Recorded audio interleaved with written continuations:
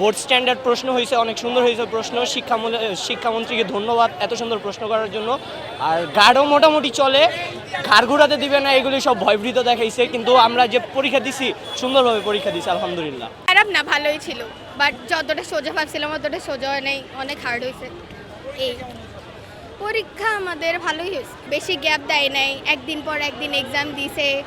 অনেক মেইন এক্সামগুলোতে অনেক গ্যাপ দেওয়ার দরকার ছিল, বাট ওরা দেয় নাই। মোটামুটি ছিল, এমসিকিউটা একটু হার্ড ছিল, কিন্তু সিকিউটা ভালো আসছে। গ্যাপ তো অনেক কম দেওয়া হয়েছে, খালি একদিন একদিন করে গ্যাপ, যেমন হার্ড সাবজেক্টগুলোতে একদিন একদিন করে গ্যাপ, কিন্তু আমার মনে হয় আরেকটু ভালো গ্যাপ দিলে ভালো হতো।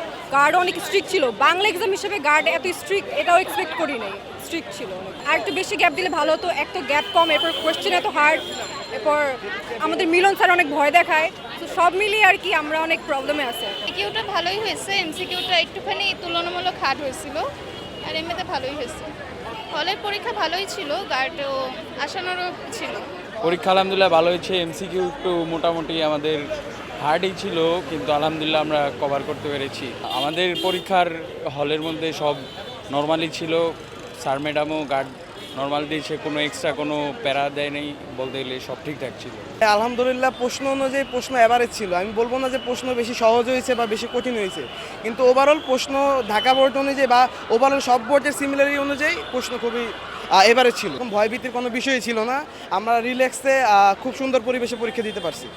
রুটিনটা আমার ভালো লাগেনি, কারণ আমাদের সাবজেক্ট কিছু কিছুগুলোতে অনেক দিন হলো বন্ধ, আর অনেকগুলোতে আবার বন্ধই পাওয়া হয় না, আবার 2টা থেকে 5টা পর্যন্ত পরীক্ষা, এটা আমাদের জন্য অনেক প্রবলেম।